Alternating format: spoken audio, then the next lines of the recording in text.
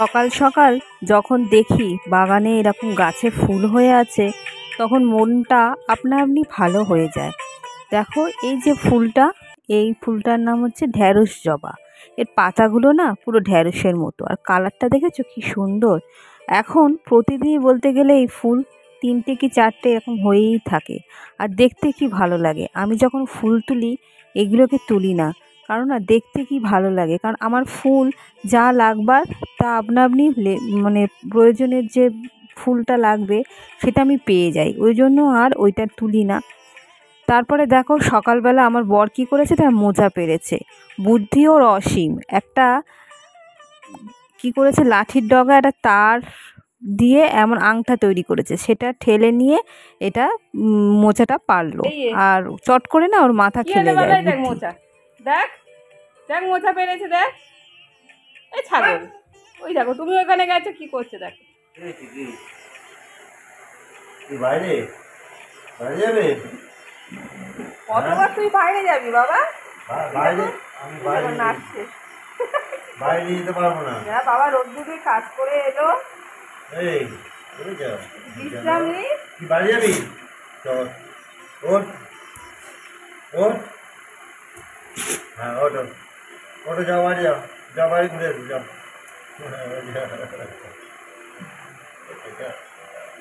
বাবা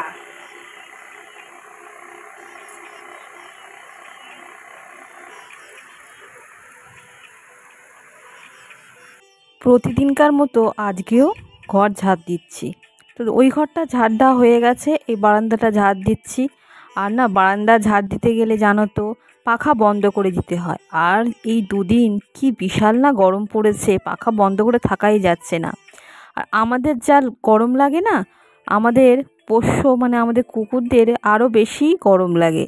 তো ওই জন্য কী করব, ওকে ওই সিঁড়ির ওই চাদরটা আছে না, ওইখানে বাঘা বসে থাকে, তাই ঝাড় যখনই দিই সিঁড়ির এখানটা ঝাড় দিয়ে নিতে হয়।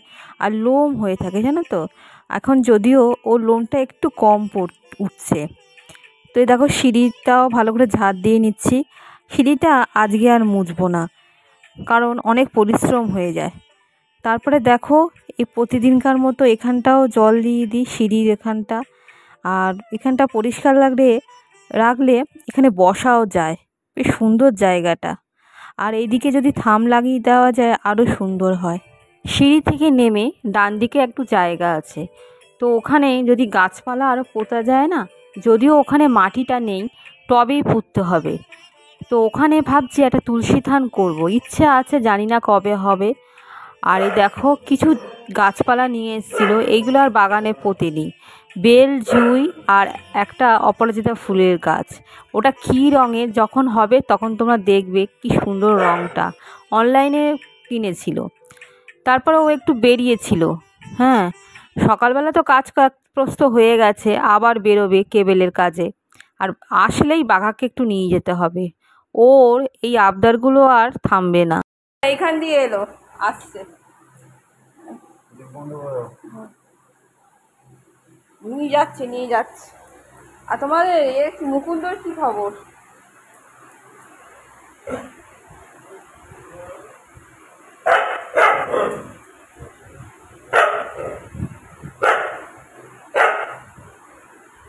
নিয়ে যাবে না, বদমাশি না খালি বাইরে যাওয়ার জন্য।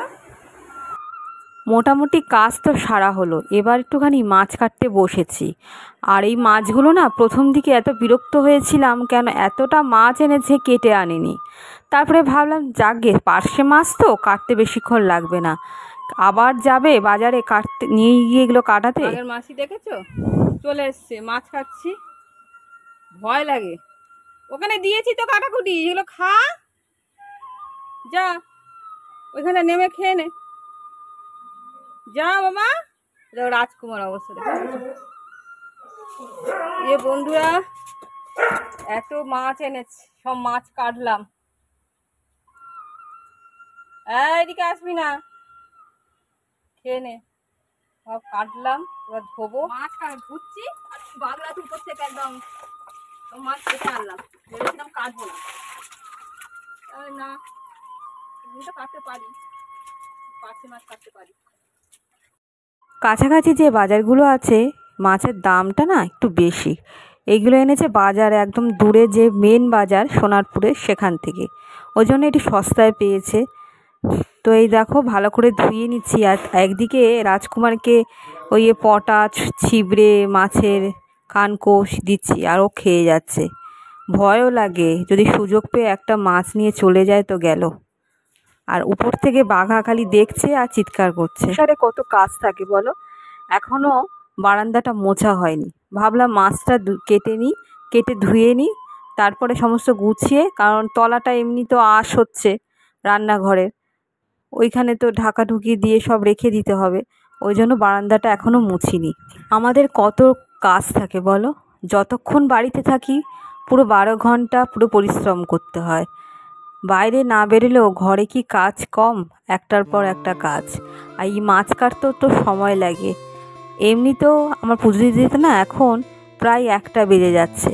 তারপরে পুজো দিয়েই তড়িঘড়ি করে রান্না বসিয়ে দিই, কারণ খেতে তো হবে। যেহেতু আমরা একটু দেরিতে খাই তাই রক্ষে। যদি 1টা বা 2টোর দিকে খেতাম তাহলে কত সকাল সকাল কাজ সারতে হতো। এই দেখো মাছগুলো ধুয়ে নিলাম, আর মাছে না আঁশ ভর্তি। চামচ দিয়ে ভালো করে ধুয়ে নিচ্ছি, এই মাছে একটু আঁশ থাকে। তারপরে বাঘার জন্য মাংসও আছে, সেটাও ধুতে হবে। ধুয়ে নিয়ে ঠিকঠাক করে রেখে দিতে হবে।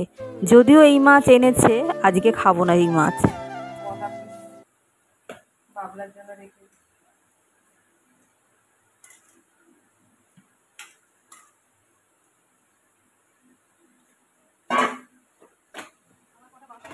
সকালে আবার কিছু বাসন জমেছে, টিফিনের বাসন আছে, আর হাঁড়ি কড়া এগুলো তো মাজা হয়নি রাত্রেবেলার, ওই হাঁড়ি কড়াটাই রয়েছে, সেইগুলো মেজে নিচ্ছি। আর এখন না একটু তাড়াতাড়ি খাই, যেহেতু আমার কর্তা খায় লাস্টের দিকে। কিছু বাসন মানে ওর থালা আর কিছু বাটি থাকে, সেটা রেখে দিই, সেটাই এখন এগুলো মেজে নিচ্ছি। এখন মাজারও কারণ আছে, কেন বলো তো? মাছটা কেটে নিলাম, গুছিয়ে রাখলাম, তারপরে বাসনটা মাজলে সুবিধে হয়। আর এই জায়গাটায় করে গুছিয়ে রাখি তো আঁশগুলো, সেজন্য সুবিধেও হয়। এই জায়গাটা ভালো করে পরিষ্কার করে নিই। আর এখানে মাছ ধুই না, তার কারণ আছে। এখানে আমি ঠাকুরের বাসন মাজি, স্নান করার আগে এই জায়গাটা ভালো করে মেজে ঘষে পরিষ্কার করে যাই, যাতে আমার কোনো অসুবিধা হয় না। ওই জন্যই যতটা সম্ভব বাইরের কলে মাছ কেটে নিই, ধোয়াই ব্যবস্থা সবই বাইরে করি। মাংসটাও কিন্তু বাইরে ধুয়েছি। এই দেখো ঘর মোছা হয়ে গেছে, বারান্দাটা মুছছি। বাবা এসছে, বাবাকে বললাম, বাবা তুমি তো পার্শে মাছ খেতে ভালোবাসো। আর আমার বর সকাল সকাল এসেই যখন মাছ নিয়ে এসছে তখনই বলে দিয়েছে বাবাকে জন্য কিন্তু পাঠিও। আর এই দেখো বাবা এসছে, বাবার হাত দিয়ে কটা মাছ পাঠিয়ে দেবো। আর বাবা কি নিয়ে এসছে জানো? নিয়ে এসছে, আমি চেয়েছিলাম যে 25 করে জিরে, মৌরি আর জোয়ান, এটা ভিজিয়ে সকালবেলা দিকে খাবো। তো এটা খাওয়া খুব ভালো। একদিন দেখছিলাম, আমি মোবাইলেই দেখছিলাম।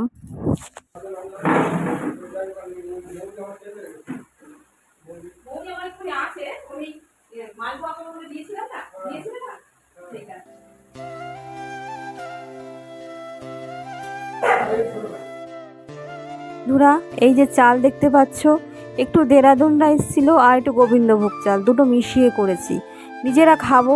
আর কি করছি জানো তো? আজকে একটু বিরিয়ানি বানাচ্ছি। তো অনেকদিন ধরেই ইচ্ছে ছিল। আর এই পেঁয়াজগুলো সমস্ত ভেজে নিয়ে বেরেস্তা তৈরি করেছি, সেইগুলোই বাটির মধ্যে রাখছি। আর জোগাড় যন্ত্র মোটামুটি করে রেখেছি।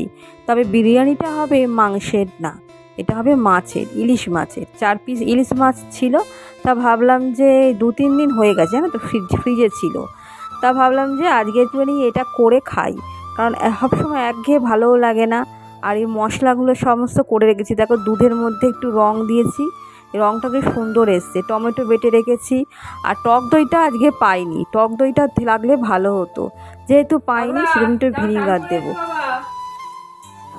মাংস হয়ে আছে, কাল রাত্রেবেলা করেছিলাম, সেই মাংস 1 পিস আছে, আর রাত্রেবেলা করে দেবো। বুঝতে পারলাম না। পুরো ইলিশ বিরিয়ানি করছি, অনেক ধরে ইচ্ছে ছিল, জানি না কেমন হয়। ঘরোয়া পদ্ধতিতে করছি, আর খেতে খেতে অনেক লেট হয়ে যাবে। এত সব কাজকর্ম করে করা মানে কষ্ট হয়।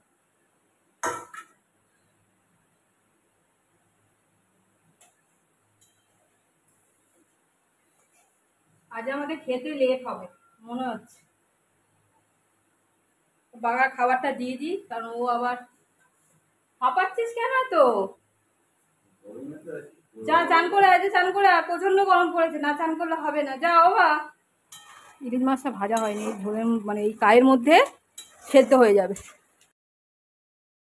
মাছটাকে একটু হলুদ, লঙ্কার গুঁড়ো, গরম মশলা গুঁড়ো, একটু জিরেও দিয়েছি, দিয়ে সর্ষের তেল দিয়ে ভালো করে মাখিয়ে রেখেছি। আর এর মধ্যে যদি টক দই যেত তো আরও ভালো হতো।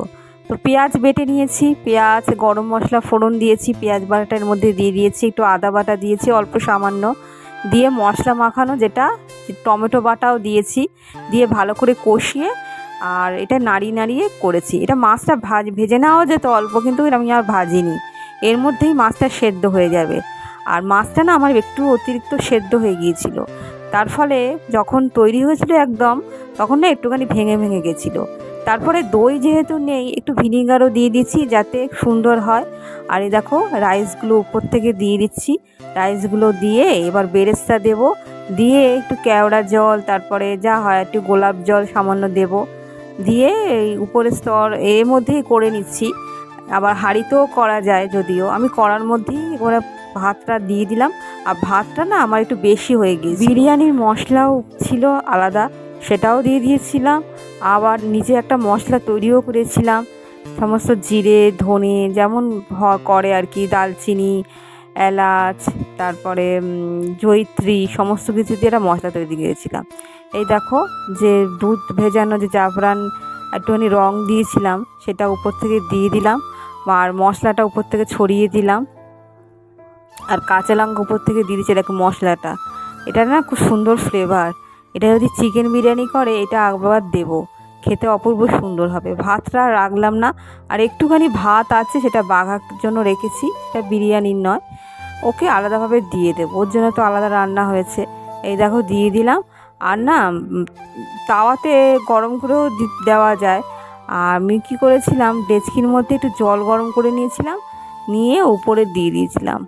আর এই দেখো মশলা উপর থেকে নিজেটা যেটা বানিয়েছিলাম সেটা দিয়ে দিলাম, আবার ঘিও উপর থেকে ছড়িয়ে দিলাম, দিয়ে ঢাকা দিয়ে দিলাম। আর এই দেখো বাঘা যখন রান্না করছি, বাঘা দেখো ওখানে চলে গেছে, এত গরম পড়েছে ও আর থাকতে পারছে না, ও যে স্নান করার জন্য ওখানে দাঁড়িয়ে আছে। এখন খেয়ে গেল, কানকো ফানকো দিলাম, আর ও বাবলাটা হাঁপাচ্ছে।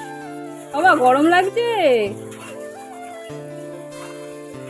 দেখেছো কলতলায় চলে গেছে স্নান করবে বলে, ঠিক বোঝে গরম লাগছে আমি স্নান করব। সোনা বাবাটা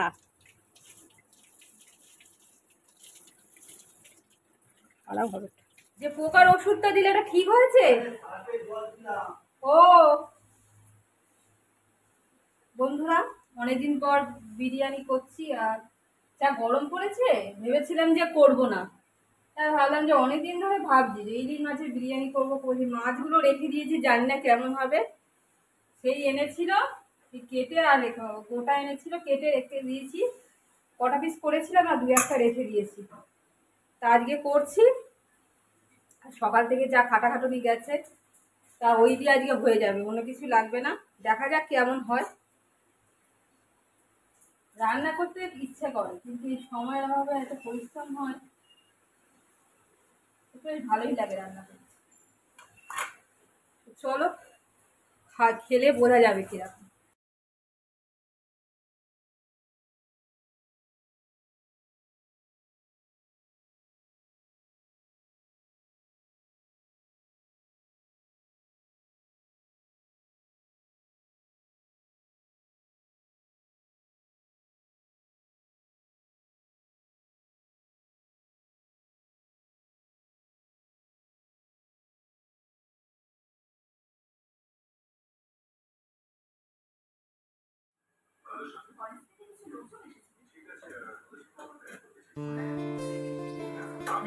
এই দেখো গরম গরম বিরিয়ানি রেডি। মোটামুটি ভালোই খেতে হয়েছিল, ঘরোয়া পদ্ধতিতে তো। আর চালটা যদি আরও ভালো হতো তো আরও ভালো লাগতো। এই দেখো প্লেটে করে সাজিয়ে নিয়েছি। আর এখন সবার বাড়িতেই মোটামুটি বলো বিরিয়ানি হয়, বিরিয়ানিটা সবাই মোটামুটি খেতে ভালোবাসে।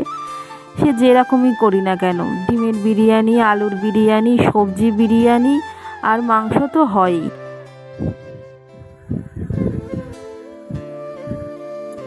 দারুণ হয়েছে, খেয়ে দেখো। ওরে হাইনি বিরিয়ানিটা, দেখ মাছগুলো যদি গোটা রাখতে আরো ভালো লাগে, খেতে কিন্তু টেস্ট হয়েছে। ভালো লাগছে খেতে। কেমন হয়েছে? দারুণ লাগছে, দারুণ হয়েছে না বাবলা? আরে মাছটা তো এমনি অনেকদিন কার লেগেছিলাম, আরো বড় মাছ আনলে আরো ভালো লাগবে। ভালো হয়েছে, অন্যরকম টেস্ট হয়েছে না, মানে তো আলাদা test. Good good, keep it up. এই দিয়ে খাওয়া হয়ে যাবে। দুপুরবেলা একটু শুয়েছিলাম আর কি প্রচণ্ড গরম লাগছে। দেখো 3টে ফ্যান চলছে, ছোট ফ্যানটা বাঘার জন্য, কিন্তু বাঘা তো এক উল্টো, যেদিকে ফ্যান চলে কিছুক্ষণ সেখানে শুয়ে থাকে, তারপরে কিছুক্ষণ বাদে আবার উল্টো দিকে শুয়ে থাকে, ফ্যানের উল্টো দিকে। কি জানি ওরা হয়তো ভালো লাগে না। সন্ধ্যেবেলা এই এডিট করছিলাম, তারপরে সন্ধে দেবো, আর প্রচণ্ড মানে খাওয়া দাওয়ার পর থেকে এত গরম লাগছে, ভিজে পুরো স্নান হয়ে গেছি। মোটামুটি শুয়েছিলাম কিন্তু সে আমাদের ঘুম হয়নি, এপাশ ওপাশ করছি, পুরো ভাত তারপরে নাইটির এইগুলো সব ভিজে গেছে, মানে এতটাই গরম পড়েছে আর কি। আর মেঘ করে আছে, ওই জন্যই মানে গরমটা। তো চলো বন্ধুরা এই সন্ধ্যেটা দিয়ে দিই, সন্ধ্যে দিয়ে তারপরে আগে একটু আমি গাটা ধুই, ফ্রেশ হই, দিয়ে সন্ধ্যেটা দেবো, দিয়ে তারপরে একটু চা ভাবছি খাবো।